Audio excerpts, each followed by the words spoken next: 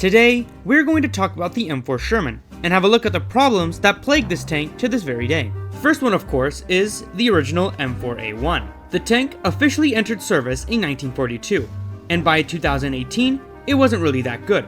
It still retained the old 75mm, which was already starting to get obsolete by the early 2000s. The performance of the gun was rather poor compared to the Soviet 125 or German 120mm guns.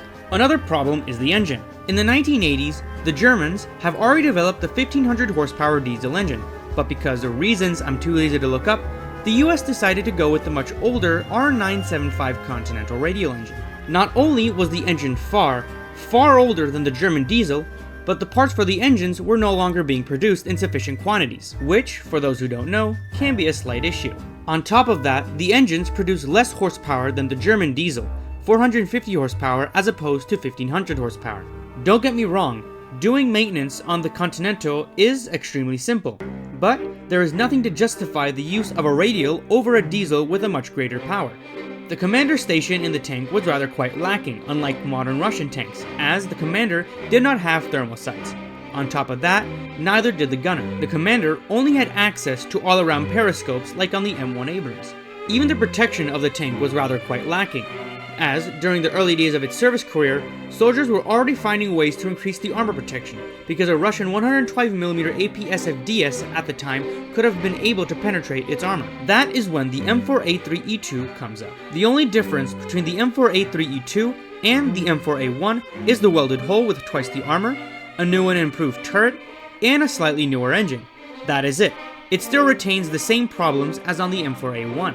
Then, the M4A176W came along, and tried to fix the problem with firepower by mounting a more powerful 76mm gun.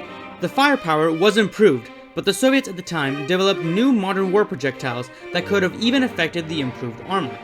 Even if the armor was sloped, modern Soviet projectiles would have no problem penetrating the increased hull armor. Also keep in mind that even though firepower and protection were improved, the M4 Sherman had no other issues fixed. The commander was still blind during the night and no one in the tank had access to thermals, and the engine was still old and replacement parts for the engine were almost non-existent. The Israelis did try to modernize the M4 Sherman by giving it a new gun and a newer engine, making the M51. However, it still can't compete against the more modern Soviet and Chinese tanks. I just pointed out the problems the tank had or still has. I don't want to come out as if I'm saying the tank is bad. That is up to you to decide. I hope you enjoyed this video, and I'll see you in the next one. Peace out.